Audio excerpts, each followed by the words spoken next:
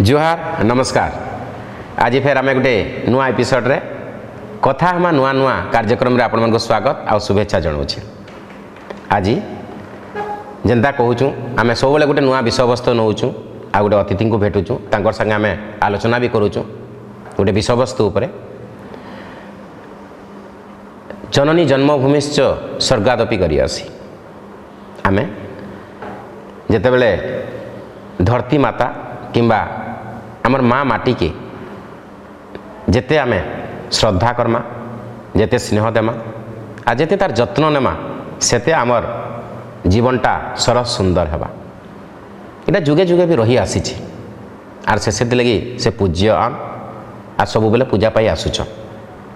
किंतु आपन कलिजुग कहून किंबा विज्ञान रो बहुत उन्नति कहून आमे धीरे धीरे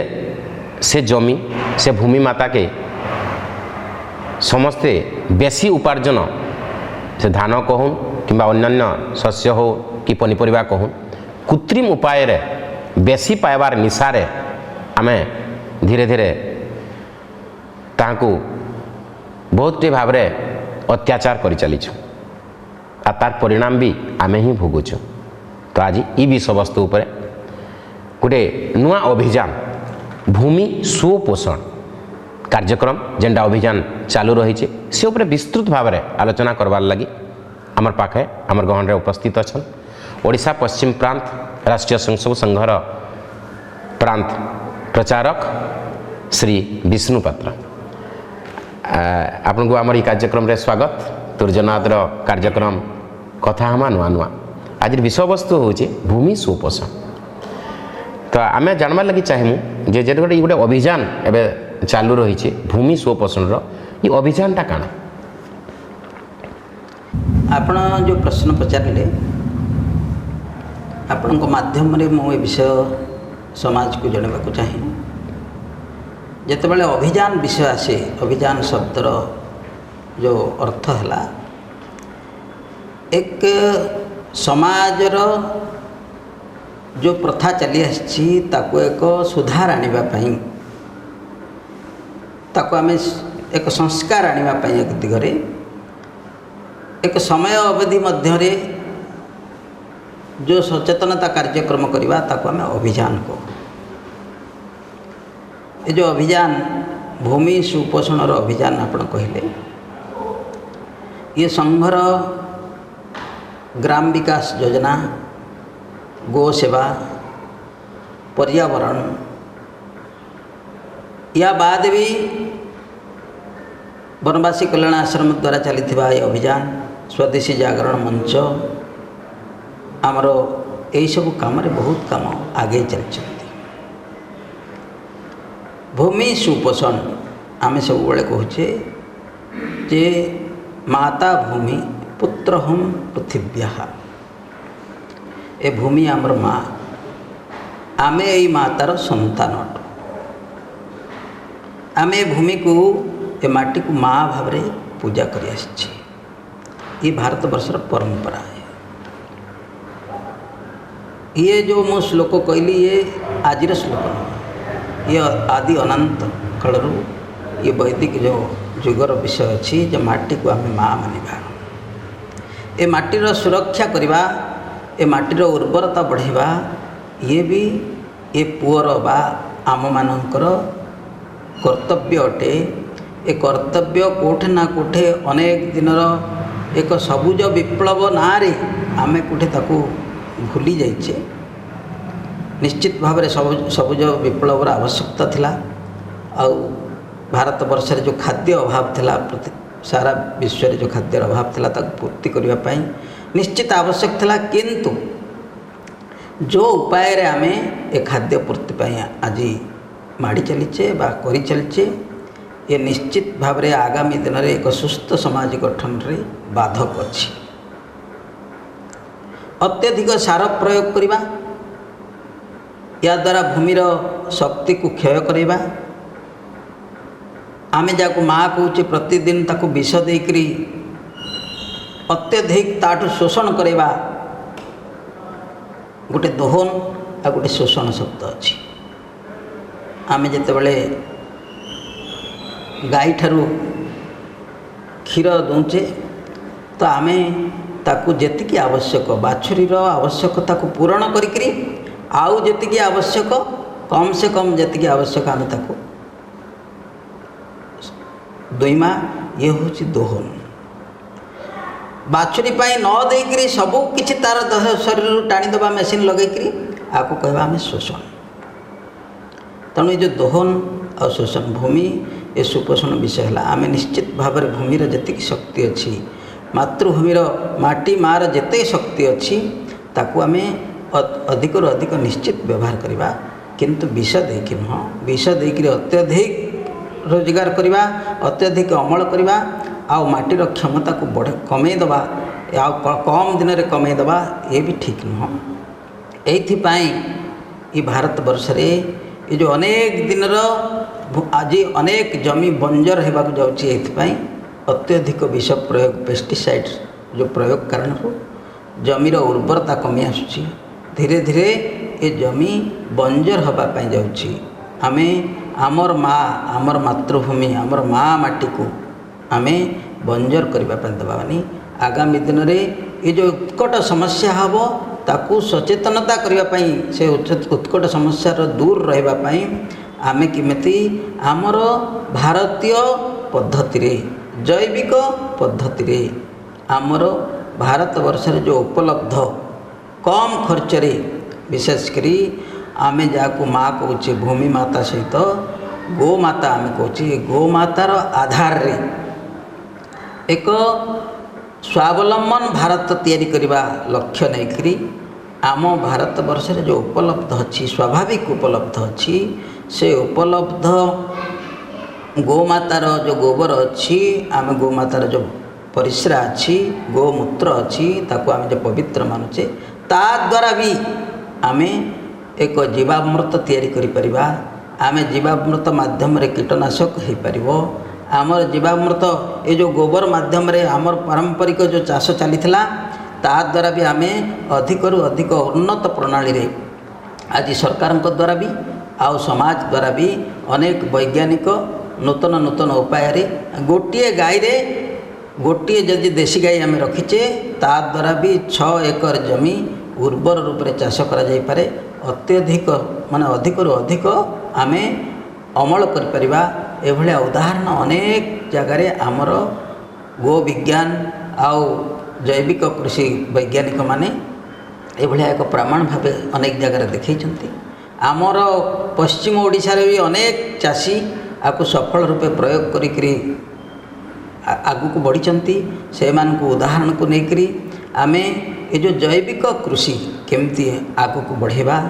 आउ ता माध्यम रे आमर जमीर उर्वरता को बढ़ेबा आगामी शह शह वर्ष धरिक जमीर उर्वरता रहू आउ आमे ताको आमर एटा संघर एटा प्रथम अभियान विषय नुह आमर सारा ओडिशा रे अक्षय तृतीया रे समस्ते भूमि माता को पूजन करवा निजर चाष कार्य आरंभ पूर्वर आमर प्रत्येक घर जो चाषी परिवार अछंती जाकि निज निज जमी रे चाष जमी रे निजर खଳାରେ एक पूजन कार्यक्रम ये आज ठारू आमर ए वर्षर चाष कार्य आरंभ सफल हो आउ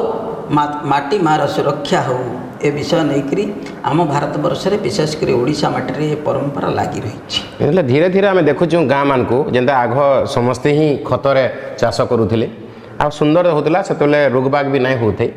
किंतु धीरे धीरे माने सार कहून पेस्टिसाइड कहून मेडिसिन बहुत प्रयोग कलान देशी उत्पादन ना किंतु धीरे धीरे गाई संख्या बाछुरी संख्या भी कमी बसले न समस्ते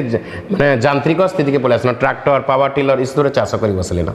तो एबे आमर राष्ट्रीय संघ तरफ भूमिका कण रहबा से माने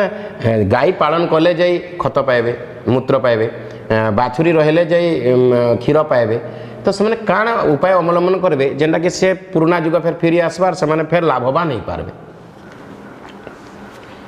ठीक प्रश्न पचार आप प्रश्न निश्चित भाव रे एक उपादेय अच्छी जे यांत्रिक उपलब्ध मु कहली जे अत्यधिक रोजगार बा अमल करने आमे अनेक प्रकार कम मानव शक्ति रे ଅଧିକ ରୋଜଗାର ହେଉ ସ୍ୱାଭାବିକ ଭାବେ ଆଜି ମାନବ ଶକ୍ତିର ଅଭାବ ଅଛି। ଏଥିରେ ସମସ୍ତଙ୍କର ମତ ଏକ ପ୍ରକାର ଅଛି। ଗାଁରେ ଗାଈ ପାଳନ କରିବା ଆଉ ଗାଈକୁ ଚରେଇ ନେବା, ଗାଈର ଚରେଇବାର ମାନେ ଜାଗାର ଗୋଚର ଜମିର ଅଭାବ, ଗୋଚର ଜମିକୁ ଅନ୍ୟମାନେ ଅନେକ ପ୍ରକାରର ଦୁରୁପଯୋଗ କରିବା, ଏ ନିଶ୍ଚିତ ଭାବରେ ସାରା ଦେଶ ଆଉ ବିଶେଷ କରି ଆମର ଓଡ଼ିଶାରେ ବି ନିଶ୍ଚିତ ସମସ୍ୟା ଅଛି। ଏ ସମସ୍ୟାକୁ ସମାଧାନ କରିବାର ବି ଆମ ପାଖରେ ଅନେକ ପ୍ରକାର ରାସ୍ତା, ଆମର ଅନେକ ବୈଜ୍ଞାନିକ, କୃଷି ବୈଜ୍ଞାନିକ, ଗୋ ବୈଜ୍ଞାନିକ, ଆମର ଅନେକ ଜାଗାରେ ଏକ ପ୍ରୟୋଗ, ମୁଁ କହିବି ତ ସାରା ଭାରତ ବର୍ଷରେ କୁହନ୍ତୁ, ଆଉ ଆମର ଓଡ଼ିଶା ପଶ୍ଚିମରେ ବି ଅନେକ ବ୍ୟକ୍ତି ଏଭଳିଆ ଗାଈ ଦ୍ୱାରା ଦେଶୀ ଗାଈର ସେବା ମାଧ୍ୟମରେ ନିଜର ରୋଜଗାରକୁ ବଢ଼େଇବା ଆଉ ନିଜେ ନିଜର କିଛି ଜମିକୁ ଚାଷ କରିକି ଉଦାହରଣ ଆକାରରେ ସଫଳ ହେବା, ଇଏ ବି ଉଦାହରଣ ଆକାରରେ ଅଛି। ତେଣୁ ମୁଖ୍ୟତଃ ଗାଈ, ଏ ଯେଉଁ ଗାଈ ଚରେଇବା ସମସ୍ୟା ହେଲେ ମଧ୍ୟ ଆମେ କହୁଛେ ଏ ଯେଉଁ ଗୋ ସେବା, ଗାଈକୁ ସେବା କରିବା ଆମ ଭାରତ ବର୍ଷରେ ଏକ ଅଗ୍ରାଧିକାରୀ ଆକାରରେ ପ୍ରତ୍ୟେକ ଘରେ ନିଜର ଘର ସାମ୍ନାରେ ଗାଈକୁ ରଖିବା ଏକ ଶୁଭ ସଂକେତ। ଗାଈ ଦ୍ୱାରା ଆମର ଅନେକ ସମସ୍ୟାର ସମାଧାନ ହୁଏ। ତେଣୁ ଗାଈ ଆମେ କହୁଛେ ଯେ ଆଗ କାଳରେ ଆମ ପାଖରେ ଅନେକ ଗାଈ ଥିଲା, ଠିକ୍ ଅଛି, ଆଜି ଆମେ ଅନେକ ଗାଈ ରଖିପାରିବାନି, କିନ୍ତୁ ଗୋଟିଏ ଦୁଇଟା ଗାଈ ରଖିକରି ଆମେ ସେବା କରିବା। ଗୋ ସେବାର ଏକ ଯେଉଁ ଲାଭ, ଗୋ ସେବା ଦ୍ୱାରା ଏକ ଭଗବତ ପ୍ରାପ୍ତି ବା ଗୋ ସେବା ଦ୍ୱାରା ଆମେ ଗୋଟେ ପୁଣ୍ୟ ପ୍ରାପ୍ତି, ଏଭଳିଆ ଭାବନା ବି ତିଆରି ହେବ। ଖାଲି ସେଇଥିରେ ନୁହଁ, ଗୋ ସେବା ଦ୍ୱାରା ଲାଭ କ'ଣ, ତା'ର ଯେଉଁ ପରିସ୍ରା ଅଛି, ଯେଉଁ ଗୋମୂତ୍ର, ଯେଉଁ ଗୋବର ଅଛି, ଆଗ କାଳରେ କୁହନ୍ତୁ ଅନେକ ଦିନ ଆମେ ବି ଛୋଟବେଳେ ଦେଖି ଆସୁଛୁ ଯେ ଗାଁ ଗହଳିରେ ବିନା ବିଦ୍ୟୁତ ସଂଯୋଗରେ ବି ଗୋବର ଗ୍ୟାସ୍ ମାଧ୍ୟମରେ ନିଜ ଘରେ ଜାଳେଣୀ, ନିଜର ଘରେ ଆଲୁଅ ଜଳେଇବା, ଏ ବ୍ୟବସ୍ଥା ରହିଆସିଛି। କେଉଁଠି ନା କେଉଁଠି ଆମର ଏଭଳିଆ ଏକ ଯେଉଁ ପଦ୍ଧତିକୁ ଉଭେଇ ଦେବା ପାଇଁ ଚେଷ୍ଟା କରାହେଇଛି, ମୁଁ କହିବି ସେଥିରେ ଅତ୍ୟୁକ୍ତି ହେବ ନାହିଁ। କାହିଁକି ଆମକୁ ଏ ଯେଉଁ ଅନ୍ୟାନ୍ୟ ପଦ୍ଧତି ମାଧ୍ୟମରେ ଯୁଗ ଉପଯୋଗୀ ପଦ୍ଧତି ନାଁରେ ଆମର ପୁରୁଣା ପଦ୍ଧତି, ଆଉ ମୁଁ କହିବି ଯେଉଁ କମ୍ ଖର୍ଚ୍ଚରେ, ଆହୁରି ଅଧିକ ଯଦି କହିବା ବିନା ଖର୍ଚ୍ଚରେ, ଆମେ ଯେଉଁ କହିବା ଜିରୋ ବଜେଟ୍ ବି ୟାକୁ କହିଲେ ଅତ୍ୟୁକ୍ତି ହେବ ନାହିଁ। ଗୋଟିଏ ଗାଈ ଦ୍ୱାରା ତା'ର ଯେଉଁ ଗୋମୂତ୍ର, ତା'ର ଯେଉଁ ଗୋବର ମାଧ୍ୟମରେ ଆମେ ଗୋବର ଗ୍ୟାସ୍ ବି ଆଦାୟ କରିପାରିବା, ଆମର ଘରର ଜାଳେଣୀ ବି ହୋଇପାରିବ, ଆଉ ଆମେ କମ୍ ସେ କମ୍ ଆମର ଏବେର ଯେଉଁ ବୈଜ୍ଞାନିକ ମାନେ ଗୋ ବିଜ୍ଞାନ ବା ଜୈବିକ କୃଷି ମାଧ୍ୟମରେ ଯେଉଁମାନେ ଚାଷ କରିକି ସଫଳ ହୋଇଛନ୍ତି, ଯେ ଗୋଟିଏ ଗାଈର ସେବା ଦ୍ୱାରା ଆମେ 6 ଏକର ଜମିନ ବିନା ସାର ପ୍ରୟୋଗରେ ଆମେ ଚାଷ କରିପାରିବା। ସେଇଥିରେ ଜୀବାମୃତ ହେବ, ସେଇଥିରେ କୀଟନାଶକ ତିଆରି ହେବ, ସେଇଥିରେ ଆମର ସାର ତିଆରି ହେବ, ଆମେ ସେଇଥିରେ ଜୈବିକ ସାର ତିଆରି କରିପାରିବା, ଆଉ ସେଇଥିରେ ହିଁ ଆମେ ସଫଳ ହୋଇପାରିବା। 6 ଏକର ଜମି ଚାଷ କରିକିରି ଆମେ ଅଧିକରୁ ଅଧିକ ନୂତନ ପଦ୍ଧତିରେ ଚାଷ କରିକିରି ଲାଭାନ୍ୱିତ ହୋଇପାରିବା। ଏ ବି ଆମର ଅନେକ ସଫଳ ଚାଷୀ, ଅନେକ ବୈଜ୍ଞାନିକ ଏଥିରେ ଆଗକୁ ଗଲେଣି, ଆଉ ଅନେକ ସଫଳ ମାନେ ଚାଷ କରିକି ସଫଳ ବି ହେଇଛନ୍ତି। ଉଦାହରଣ ଆମ ପାଖରେ ବି ଅନେକ ଅଛି। ଆମେ ଦେଖିଛୁ ଏବେ ଯେ ଆପଣ କହୁଥିଲେ ଯେ ଆମେ ଦେଶୀ ଗାଈ ଆମେ ଲାଲନ ପାଳନ କଲେ ତାର ଆମେ 6 ଏକର କରିପାରମା, କିନ୍ତୁ ଏବେ ବହୁତଟେ ଆମର ଚାଷୀ ଭାଇମାନେ ଇଭିନ୍ ଆମେ ଭୂମି ସୁପୋଷଣ ଉପରେ ଯେତେବେଳେ ସୁଟିଂ କରି ଯାଇଥିଲୁ ତ ସେତେବେଳେ ବି ଦେଖିଲୁ ଯେ ସେମାନେ ହାଇବ୍ରିଡ୍ ଗାଈ ଯେନ୍ଟାକି ପାଖାପାଖି 80,000 ଲକ୍ଷେ ଟଙ୍କା ପଡ଼ୁଛି ଆଣୁଛନ୍, ସେଥିରେ ବହୁତ ଲାଭବାନ ହେଉଛନ୍। ଆଉ ତାଙ୍କର ଗୋମୂତ୍ର ଆଉ ଇଏ ଦେଖିକିରି ଆମେ ଚାଷ ବି ଦେଖିଲୁ, ଏତେ ଏତେ ବଡ଼ ବଡ଼ କୂଅ ବି ହେଉଛି, ତାପରେ ବହୁତ କ୍ଷୀର ବହୁତ ଲିଟର ପାଇପାରୁଛନ୍, କ୍ଷୀରର ବହୁତ ପ୍ରଡ଼କ୍ଟ ସେମାନେ ମାର୍କେଟକେ ବିକି ପାରୁଛନ୍, ତ ସେମାନେ ଗୋଟେ ବହୁତ ଉତ୍ସାହିତ ବି ହେଉଛନ୍। ତ ଇ ସବୁଥିର୍ ଲାଗି ଆମ ରାଷ୍ଟ୍ରୀୟ ସ୍ୱୟଂସେବକ ସଂଘ ତରଫରୁ କୌଣସି ଚାଷୀ ଭାଇମାନଙ୍କୁ ସେନ୍ତା କୌଣସି ପ୍ରକାର ସାହାଯ୍ୟ କିମ୍ବା ସେମିତି ପ୍ରକାର କିଛି ସଚେତନ କରାଯାଉଛି?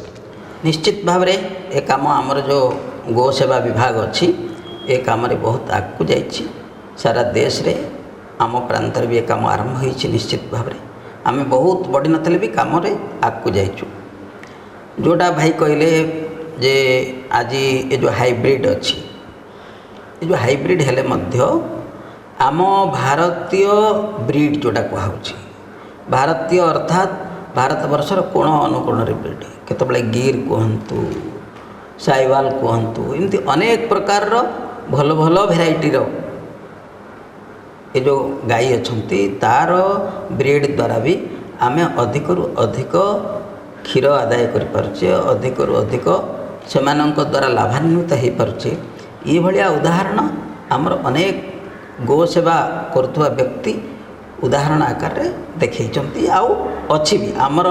ଓଡ଼ିଶାରେ ବି ଅନେକ ଜାଗାରେ ଅଛି, ସାରା ଦେଶରେ ବି ଅଛି। ମୁଁ କହିବି ଏ ଦ୍ୱାରା ଏଭଳିଆ ଆମ ଭାରତୀୟ ବ୍ରିଡ଼ର ଯେଉଁ ଗାଈ ଅଛି ଏ ନିଶ୍ଚିତ ଭାବେ ଆମେ ପାଳନ କରିବା। ଆମେ ଏଥର ମୁଁ ଅନେକ ଆଶ୍ରମ ବି ଯାଇଛି। ମୁଁ ଯେମିତି ଆମର ଯେଉଁ ଆଠଗାଁ ଆଶ୍ରମରେ ସ୍ୱାମୀଜୀ ଅଛନ୍ତି ତାଙ୍କର ବି ଆଶ୍ରମରେ ଗୋ ସେବା କରିବାର ସାମାନ୍ୟ ସୁଯୋଗ ବି ପାଇଛି। ସିଏ ବି ରଖିଛନ୍ତି ଦେଶୀ ପଦ୍ଧତିରେ ଗାଈକୁ ଚରେଇକି ନେଇକରି ଗିର୍ ଗାଈ ଘର ଭିତରେ ରଖିକି ପଙ୍ଖା ତଳେ ରଖିକିରି ମାନେ ସାଉଣ୍ଡ ବକ୍ସ ଲଗେଇକିରି ନୁହଁ, ଜଙ୍ଗଲରେ ଚରେଇକିରି ଆଉ ଭଲ ଆକାରରେ ସେଇଥିରୁ ଗୋରସ ସେ ପାଉଛନ୍ତି। ସେଇଥିରେ ଅନେକ ଲାଭ ହେବା ଆଉ ସେଇଥିରେ ସେମାନଙ୍କର ଯେଉଁ ଚାଷ ଚାଲୁଛି ଉନ୍ନତ ପ୍ରଣାଳୀର ଚାଷ ସେଥିରେ ସେ ବହୁତ ଲାଭାନ୍ୱିତ ହେଉଛନ୍ତି। ତ ଏବେ ଆମେ ଶେଷରେ ଆମେ ଏଇ ପ୍ରୋଗ୍ରାମକେ ଆମେ ସାରି ଆସୁଛୁ। ଲାଷ୍ଟରେ ମାନେ ଶେଷରେ ପର୍ଯ୍ୟାୟରେ ଆପଣ ଚାଷୀ ଭାଇମାନଙ୍କୁ ଆମରି ଭୂମି ସୁପୋଷଣ ଅଭିଯାନ ମାଧ୍ୟମରେ କାଣା ସନ୍ଦେଶ ଦେବେ କି କାଣା ଜନସଚେତନ କରିବେ ଯେ ସେମାନେ ଭୂମି ସୁପୋଷଣକେ ପ୍ରକୃତ ଭାବରେ ଭଲ ଭାବରେ ସୁଚାରୁ ରୂପେ ସମ୍ପନ୍ନ କରିପାରିବେ? ମୁଁ ପ୍ରଥମରୁ କହିଛି ଆପଣଙ୍କ ପ୍ରଶ୍ନ ଅନୁସାରେ ଯେ ସାରା ସମାଜକୁ ଆମେ ଏ ବାର୍ତ୍ତା ଦେବାକୁ ଚାହୁଁଛେ ଯେ ଭାରତବର୍ଷ ଏକ କୃଷି ପ୍ରଧାନ ଦେଶ। କୃଷି ଚାଷ ଦ୍ୱାରା ଆମ ଭାରତବର୍ଷରେ ସମସ୍ତେ ଉପାର୍ଜନକ୍ଷମ। ଆଜି ସାରା ଦେଶରେ ଯେତେବେଳେ ଶ୍ରମିକମାନେ ଘରକୁ ଫେରିଲେ, ଯେତେବେଳେ କରୋନାର ମହାମାରୀରେ ପ୍ରପୀଡ଼ିତ ବିଭିନ୍ନ ସହରରୁ ଘରକୁ ଫେରିଲେ, ଅନେକ ଭାଇମାନେ ଆମର ଯୁବବନ୍ଧୁ ବୟସ୍କ ବନ୍ଧୁ ନିଜ ଗାଁରେ ଏଭଳିଆ ଆଉ ଆମେ ସହରକୁ ଯିବା ନାହିଁ, ନିଜ ଜାଗାରେ ପ୍ରୟୋଗ କରିକି ସଫଳ ବି ହେଲେଣି। ମୁଁ ତ କହିବି ସଫ୍ଟୱେରରେ ଚାକିରି କରୁଥିବା ପତି ପତ୍ନୀ ବି ଘରକୁ ଫେରିକିରି ନିଜ ଗାଁରେ କିଛି ଜମି କିଣିକିରି ଏଭଳିଆ ଚାଷ କରିକିରି ସଫଳ ହୋଇଥିବା ଉଦାହରଣ ଆମ ଓଡ଼ିଶାରେ ବି ଅଛି। ସେମାନେ ଏସବୁ ଜିନିଷରେ ବିରକ୍ତି ପ୍ରକାଶ କରିକି ନାହିଁ, ୟା ଦ୍ୱାରା ଆମେ ଅନ୍ୟମାନଙ୍କୁ ରୋଜଗାର ଦେଇପାରିବା। ଏକ ସୁସ୍ଥ ସମାଜ, ଜୈବିକ ଆଧାରରେ ଖାଦ୍ୟ ଆମେ ଅମଳ କରିବା ଆଉ ସମାଜକୁ ସୁସ୍ଥ ରଖିବା। ଏଭଳିଆ ଗୁଣପୁର ଆମର ପ୍ରାନ୍ତ ମୁଁ ଯେତେବେଳେ ଯାଇଥିଲି ଗୁଣପୁରରେ ଗୋଟେ ଶିକ୍ଷିତ ଯୁବକ ନିଜର ଘରକୁ ଫେରିକିରି ବାପାଙ୍କର ସହଯୋଗରେ ବାପାଙ୍କୁ ସହଯୋଗ କରିକିରି ସେମାନଙ୍କର ଯେଉଁ ଦୋକାନ କରିଛନ୍ତି, ଛୋଟିଆ ଦୋକାନଟିଏ ଜୈବିକ ପ୍ରଣାଳୀରେ ଆଦାୟ ହେଉଥିବା ପନିପରିବା ସେଠି ଧାଡ଼ି ଲଗେଇକିରି ଲୋକ କିଣିବା ଆଉ ଅଧିକ ପଇସାରେ କିଣିବା, ଏଭଳିଆ ବି ଉଦାହରଣ ଅଛି। ତେଣୁ ମୋର ବାର୍ତ୍ତା ଯେ ମୋର ଆପଣମାନଙ୍କୁ ଆଗ୍ରହ ଅନୁରୋଧ ସମସ୍ତଙ୍କୁ ଯେ ଏ ଯେଉଁ ଭୂମି ସୁପୋଷଣ ମାଧ୍ୟମରେ ଏ ଯେଉଁ ଅଭିଯାନ ମାଧ୍ୟମରେ ଆମ ପ୍ରାନ୍ତରେ ଯେଉଁ ଅକ୍ଷୟ ତୃତୀୟାରୁ 15 ଦିନ ଧରିକି ଆମେ ଆଗକୁ କରିବା, ସମସ୍ତେ ନିଜର ଏ ଭୂ ଜମି ନିଜସ୍ୱ ଜମି ଚାଷ ଜମିକୁ ଶ୍ରଦ୍ଧା କରନ୍ତୁ, କରୁଛନ୍ତି ଆହୁରି ଅତ୍ୟଧିକ ଶ୍ରଦ୍ଧା କରନ୍ତୁ, ସେଥିରେ ବିଷ ପ୍ରୟୋଗ ନ କରନ୍ତୁ। କମ୍ ସେ କମ୍ ଯଦି ଅଧିକ ଚାଷର ଆବଶ୍ୟକତା ଅଛି କରନ୍ତୁ। ନିଜ ପାଖରେ ଯାହା ପାଖରେ 2 ଏକର 3 ଏକର 5 ଏକର ଜମି ତାଠୁ ତତୋଧିକ ଜମି ଅଛି, ମୋର ଆଗ୍ରହ ସମସ୍ତଙ୍କୁ ଅନୁରୋଧ ନିଜ ଜମିର ଗୋଟେ ଛୋଟ ହିସ୍ସା ବା ଗୋଟେ 1 ଏକର, ମନେକର ମୋ ପାଖରେ 5 ଏକର ଅଛି, 1 ଏକର ଜମିରେ ମୁଁ ଏ ଜୈବିକ ଚାଷର ପ୍ରୟୋଗ କରିବି। ସେଇଥିରୁ ଯେଉଁ ଆଦାୟ ସେଇଥିରେ କେତେ ଖର୍ଚ୍ଚ କଲି କେତେ ଆଦାୟ କଲି ତା'ର ହିସାବ କିତାବ କରିବେ। ଆଉ 4 ଏକରରେ ମୁଁ କେତେ ପେଷ୍ଟିସାଇଡ଼୍ ଦେଇକରି କେତେ ଆଦାୟ କଲି ତା'ର ବି ହିସାବ କରିବା ନିଶ୍ଚିତ ଆବଶ୍ୟକତା ଅଛି ଆଜି ଦିନରେ। କାହିଁକି ଏ ଯେଉଁ ମନୁଷ୍ୟ ଶକ୍ତି କେତେ କମ୍ ଉପଯୋଗ କରିକି କେତେ ଅଧିକ ଅମଳ କଲେ ଆର ହିସାବ କିତାବ କରିବା ଆବଶ୍ୟକତା। ଯେହେତୁ ମୁଁ କହିବି ଆମର ଅନେକ ଚାଷୀ ଏଥିରେ ଅଧିକ ସଫଳ ହୋଇଥିବା କାରଣରୁ ଆପଣମାନଙ୍କୁ ସମସ୍ତଙ୍କୁ ମୋର ଆଗ୍ରହ ନିଜର ଜମି ନିଜର ଭୂମି ଯେଉଁ ମାଟି ମାକୁ ଆମେ ଅତ୍ୟଧିକ ବିଷ ପ୍ରୟୋଗ କରିବା ନାହିଁ। ଆମେ କିଛି ଅଂଶକୁ ଆମେ ଉଦାହରଣ ଆକାରରେ ଏ ଜୈବିକ କୃଷି ମାଧ୍ୟମରେ ଜୀବାମୃତ ପ୍ରୟୋଗ ମାଧ୍ୟମରେ କମ୍ ଜାଗାରେ ଆମେ ଚାଷ କରୁ। ସେ ଖାଦ୍ୟ ନିଜ ଘର ପାଇଁ କମ୍ ସେ କମ୍ ଆମେ ଆରମ୍ଭ କରୁ, ପର ମୁହୂର୍ତ୍ତରେ ତାକୁ ବ୍ୟବସାୟୀକରଣ କରିବା, ନିଜ ଘରେ ସେଥିରେ ତା'ର ସ୍ୱାଦକୁ ଅନୁଭବ କରୁ, ତାକୁ ଆମେ ନିଜ ଶରୀର ସୁସ୍ଥ ରହୁ, ଆମ ନିଜ ପରିବାର ସୁସ୍ଥ ରହୁ, ଆମ ସାହି ପଡ଼ୋଶୀ ସୁସ୍ଥ ରୁହନ୍ତୁ। ଏଭଳିଆ ଏକ ଭାବନା ରଖିକରି आमे भूमि पोषण सुपोषण काम करवा समस्ते आमर माटी माँ को निजर चाष जमिक आमे पूजन करी समस्ते गाँ सारा मिलमिशिकी एक संकल्प नवा जे आमर भूमि को आमे सुपोषण करवा एइथिरे आमे जैविक पद्धति चाष करवा आमे निजे स्वावलंबन हवा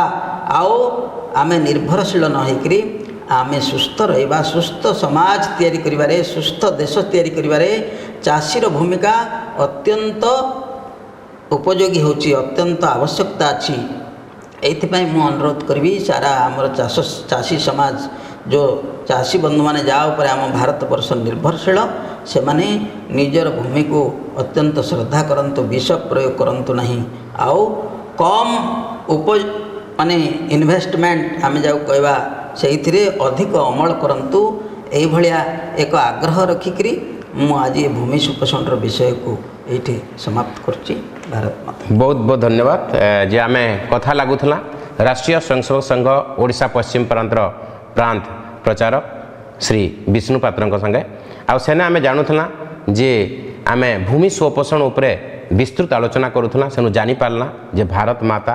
को आम जेनता श्रद्धा करूँ सेन्ता आम पृथ्वी माता को से पूजन से श्रद्धा देमा तांको आम शोषण नहीं करी पूजन करमा आ तांकर जते आम ख्याल रखी पारमा तांको जते भल पाई पारमा से आमको सेतकी भल पाइकरी आमको आमर बंचवार राह देखाबे से गोटे सुनेली स्वप्न गोटे भल स्वप्न उज्जवल भविष्य कामना करमा आई कार्यक्रम के रखमा फिर गोटे नुआ अतिथि को लेकरी नुआ विषय वस्तु के लेकरी नुआ आलोचना करमा आर कार्यक्रम आम करमा जेन कार्यक्रम ना होचे कथा हमा नुआ नुआ आज रोचे जुहार।